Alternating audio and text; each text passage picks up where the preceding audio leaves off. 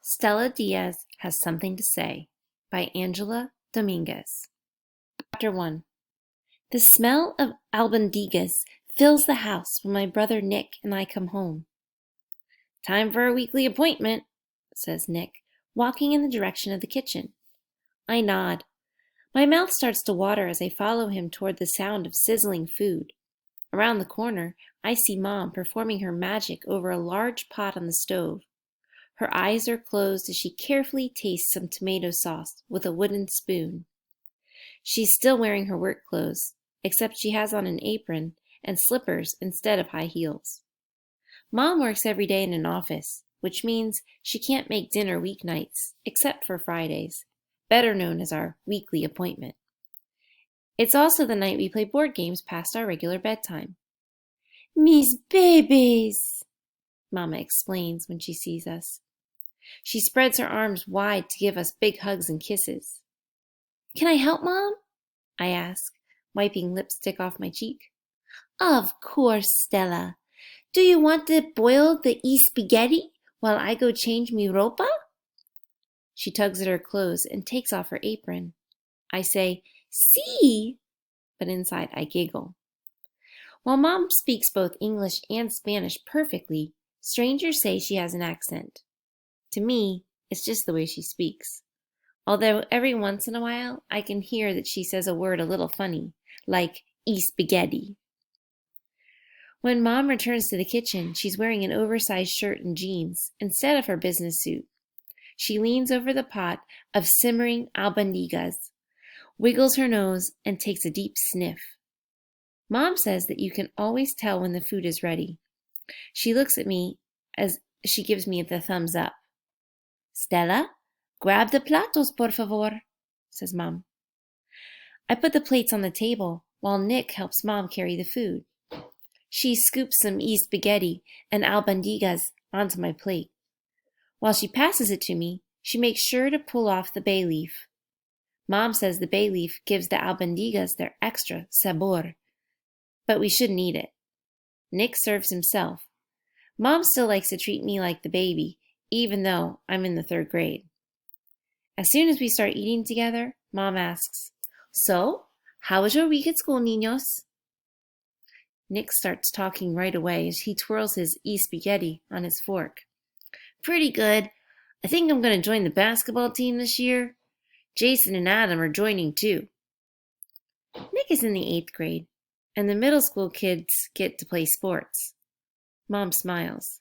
"You're going to get so strong." Nick blushes. "Yeah, plus it's going to make it even easier to beat Stella at arm wrestling." "I'll just practice more," I say, and stick out my tongue at him. Mom doesn't get mad. She rarely does.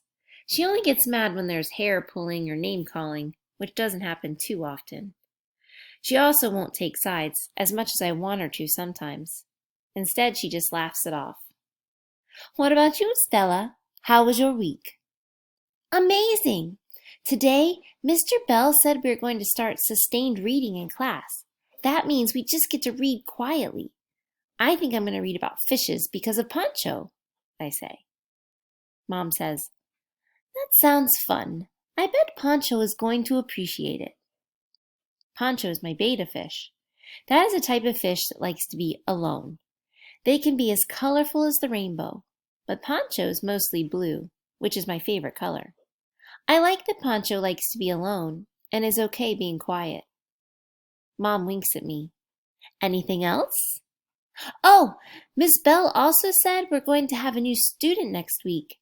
I hope it's a girl so she can play with Jenny and me. It's hard to play tag when it's only 2 people," I say while I slurp up a noodle. "Well, I'm certain whoever it is will be nice. Just be sure to make them feel comfortable and be my sweet Stella," she says. I nod my head. "Promise." Mom has no idea how excited I am about the new student. School has been a little lonely without my best friend Jenny in my class. I've been trying hard to make more friends, but it's not so easy. The first day of class especially didn't go so well this year. I could barely talk because my stomach was in knots all day. Then when I did talk, I messed up. I had to read aloud a paragraph I wrote about my summer break, and I said some of the words wrong. That made some of the kids in my class, like Jessica Anderson, laugh. I hope the new girl is a girl who's a lot like me. Maybe she loves to draw or has a fish, too, and can run fast like me. I'm sure she might be a little lonely or scared on her first day like I was. I'm sure she'll appreciate my help. I'll show her the tricks around the school, like which lunch lady gives extra french fries or which bathrooms aren't as nice. I look over at Nick. Did you learn anything cool today? It's one of my favorite things to ask him at dinner. Everything you get to learn in 8th grade just seems really interesting. He thinks for a second. Well, we studied tornadoes and all types of weather and science. The videos are pretty cool. Tornadoes? They're scary. Wait, can they happen in Chicago, Nick? He starts to snicker. Whenever he snickers, I know he's up to no good. Yes, he says. Tomatoes can happen in Chicago. I cross my arms. Ugh, Nick, you know I said tornadoes, not tomatoes. I heard tomatoes, and you shouldn't be afraid of them. Then he gently elbows me. Now, Brussels sprouts, those are scary. Guess I'm making Brussels sprouts next Friday, says Mom, winking at me. Nick groans. Ugh, okay, no more vegetable talk. Nick is pretty stellar most of the time, but he can still be an annoying older brother sometimes. Nick knows it's especially bothers me that he laughs when I mess up my words. I can't help it. Sometimes I mix up the way words or letters sound, and when I do, I turn roja like a tomato. That's because the letters sound a little different in English and Spanish. I'm taking a class to help me, but I don't like that I have to take it, and I definitely don't like people making fun of me. Chapter 2. We eat until my stomach is as round as an albondiga. Then we move to the living room to play cards. Mom puts on salsa music, and we always end up dancing around the room. That's different from chips and salsa. It's a dance where you sometimes do a dip, but you mostly shake your hips and twirl around. It's really fun. During one of Mom's favorite songs, she says, "Ay, ya mi favorito," and then pulls me out of my chair. I wouldn't even dream of dancing at school, but with Mom, it's so fun. "Stella, we used to dance to this song when we lived in Mexico City," she says as she spins me around. How? My family is from Mexico, but we moved to Chicago when I was a baby. I can't picture a baby dancing.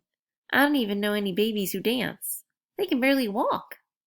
Well, technically, I rocked you in my arms, but I danced enough for the two of us.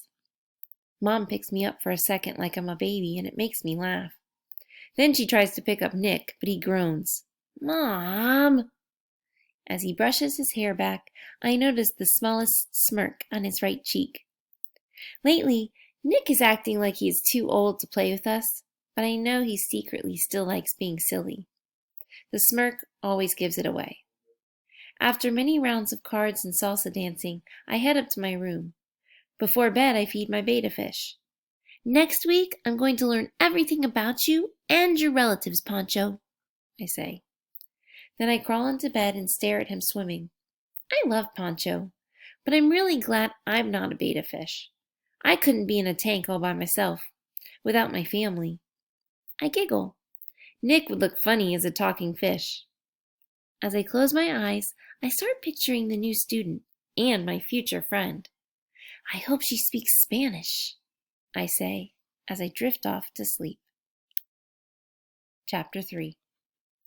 Monday morning, Nick walks me to my school before he heads over to Arlington Heights Middle School. He's about to say his usual, "Bye, sis," when Jenny runs over. She has a huge smile, and then she twists around. I see why she's so happy. She has a new backpack, and has glitter, sparkles, and a cat. It's very Jenny. Like it? She asks. Yes, I say. Thanks. I wanted to get one that looks like Anna's. Who? I ask. Anna. She's in my class. She has the best taste. Jenny grins. Nick rolls his eyes. Girls. He does not like sparkles. Then he rubs my head and takes off as Jenny and I walk into our school. I almost forgot, Jenny says. I have lychee candy for you. My mom went to the Vietnamese market. She opens her backpack to give me the candy. I lick my lips. Jenny's family is from Vietnam, but unlike me, Jenny was born here in Chicago. Yum, I say, popping a piece in my mouth. Jenny nods and looks into her classroom. Oh, I see Anna. I have to show her my new backpack. See you at lunch, Stella. The backpack that looks like Anna's bounces as Jenny runs into the room. From where I am standing, I can see Jenny talking to Anna, but only the back of Anna's head. Who is this Anna? I think to myself. I sigh and look down at the best friend bracelet Jenny gave me over the summer. It suddenly looks smaller than usual, especially compared to a backpack. I'm glad Jenny isn't lonely in her class, but she and I are the only ones who are supposed to match. If there was a rule book to being best friends, I'm sure rules on matching would be in the top 10, easily. It's just part of being best friends. Luckily, I start feeling better as soon as I get to my room and see Miss Bell standing in front of the whiteboard.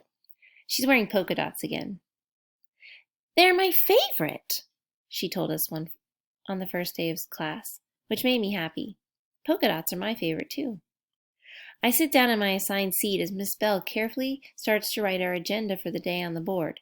In perfect cursive handwriting, she squiggles. 1. Library visit. 2. Sustained reading. 3. Lunch. 4. Story time. 5. Science. Copy it down in my spiral notebook. Then I add a 6th item to my schedule and draw a smiley face. Make a new friend. Today is going to be a good day. Mrs. Bell, are you going to read from Help, I'm a Prisoner in the Library again today? After lunch? Asked Chris Pollard. He's one of the loudest kids in our class and is best friends with Ben Shaw, the class clown. Seems only appropriate since we're visiting the library this morning, doesn't it? She says as she pushes her glasses up the bridge of her nose. Hearing that makes me feel happy. Even though we can all read really well, Miss Bell reads out loud to us a little bit every day during story time. It's just one chapter, but it's like watching a play. I close my eyes, remembering how Miss Bell does all these great voices for all the characters. Suddenly, the bell rings. I open my eyes. The classroom is full, except for the one empty seat where the new kid, aka my new friend, will sit.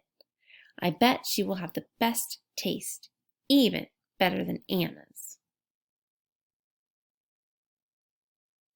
Chapter 4. Miss Morales is standing by the front door of the library to greet us one by one when we arrive for today's library visit. She's wearing her long pearls and a bright orange sweater, and on her left arm she's holding her stuffed goose named Lucy, which everyone gets to honk when they leave the library. Hola, Stella, Miss Morales says. Buenos dias, Miss Morales, I say quietly, but I squeal inside. Miss Morales has been our librarian since kindergarten. The best thing about Miss Morales, apart from the fact that she speaks Spanish, is that she's so smart and loves sharing books with us. At the beginning of this year, when I started getting interested in fishes, she showed me all these books on Jacques Cousteau, a famous ocean explorer. Now I love reading about him. Welcome, Miss Bell's class, she announces as soon as all of us are sitting in front of a computer. Miss Morales is full of spunk and a little different from your usual librarian. I think most librarians don't have purple streaks in their hair. Instead of saying hello back, we wave our hands in the air. Miss Morales says proper library etiquette calls for no loud voices. Miss Morales waves back and continues. I hear you are all finding books for your sustained reading. Now, you remember how to use the catalog, right? Just find the Dewey Decimal Number, write it down, and look for the book on the shelf. If you have any questions, I'm here. The Dewey Decimal System is how the books are organized at the library. If it were up to me, I would just organize them by color, like my colored pencils, or by height, like my books at home. Still, it really does help when searching for books. With the power of Dewey, I find the perfecto book. I grab it and head over to a big table by myself. The pictures are so beautiful. I want to dog-ear the pages, but I only do that to my books at home. Miss Bell comes up to me, crouches down, and says in a quiet voice, "What book are you reading, Stella?" "What Lives in the Ocean" by Tanya Michelson, I say quietly. "Sounds positively fascinating," she whispers. "It is. Did you know that an octopus doesn't have any bones and has 3 hearts? I have to draw it later. It's just too cool looking."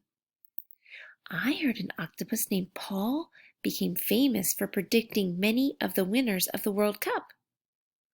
"Wow!" I exclaim. Miss Bell chuckles. She lifts her fingers to her mouth. When I get excited, I speak louder than I realize. "I think there'll be a little time for drawing after the library," she whispers before standing. I smile and keep reading about octopuses. It turns out they're extraordinary escape artists. To escape from their enemies, they release a cloud of ink to help them disappear. Then, because they have no bones, they can maneuver through almost any nook or cranny. They can even escape through a hole only an inch wide. That would be a really helpful skill to have.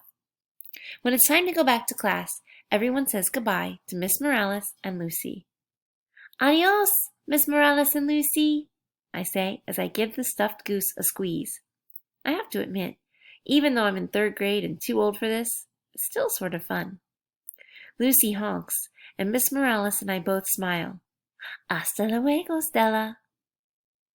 When we get back to the room, everyone starts chatting about their books, except for me. I get started drawing my octopus. I'm about halfway finished, making sure I draw all 8 arms the same size, when I hear a knock on the door. I look up, and Miss Green, who works in the office, is at the door. Miss Bell meets her and whispers. I hear Ben Shaw say to Chris Pollard, "Must be the new kid." I drop my colored pencils. I got so carried away with the library and my drawing that I almost forgot. Then I see who is standing next to Miss Green. It's a boy, and he has light brown hair. I frown a little. That's very different than what I imagined. "Class," Miss Bell says, "this is our new student. Do you want to introduce yourself to the class?" The new boy waves at everyone and says, "Howdy, I'm Stanley Mason. I just moved here from Dallas, Texas, or Tejas in Espanol." Mrs. Bell says, "Tejas? That's so far away from here. Has anyone been to Texas?" A few kids raise their hand. I actually was in Texas last year on our family road trip. We went to see the Alamo, and we even went to a cave where we took a picture with a dinosaur sculpture named Grendel. But I'm always too shy to speak up in class. Plus, the Alamo isn't in Dallas. Stanley probably hasn't even seen it. Still, even if I weren't shy, I wouldn't be able to talk right now. I'm a little speechless. I can't believe Stanley speaks Espanol. He doesn't look like someone who speaks Spanish at all. The new kid, I imagined, had dark brown hair like me, and not light hair. And she was a girl. Miss Bell says, "Now, class, let's have everyone quickly introduce yourself to Stanley." One by one, people stand. There are about 10 people in front of me, and I feel nervous and a little sweaty. I want to make a new friend so badly, even if he is a boy. So what if he's not at all the girl I had pictured in my head? He speaks Spanish like me, and more important, he's new. He could use a friend as much as I could. I could be his first new friend here. When it's my turn, I stand up. I feel myself turning roja. I freeze. I just read that some octopuses can paralyze their prey. Maybe Stanley is part octopus. Probably not. He looks like a normal boy with freckles, blue eyes, and a cool monkey shirt. I catch myself staring at him for a second. Me llamo Stella, I say while looking away quickly. Sorry, I'm Stella. I say it even faster as I sit back down. I'm about to groan out of embarrassment when I feel my chair start to tilt backward. My eyes grow grande like an elephant, and everything slows down. I try to reach out to grab my desk, but it's too late. Crash! Before I know it, my feet are sticking straight up in the air, and my back is on the ground. I've fallen down in front of Stanley, in front of everyone. I close my eyes as I hear the entire class laugh. I check my arms and legs. Nothing hurts. I think about staying on the ground, but decide to crawl up. I poke my eyes above my desk. Are you okay, Stella? Miss Bell is the only one not laughing. Yes, I whisper. I look at Stanley. He looks like he wants to laugh, but he's holding it in. There goes my new friend, I think. Who would want a klutz for a friend? I pull my chair back up and sit down. On top of it, I can't believe I spoke Spanish instead of English. Doubly embarrassing. I stare at my drawing and think about escaping through a tiny hole, or disappearing in a cloud of ink. Today, I really wish I were an octopus.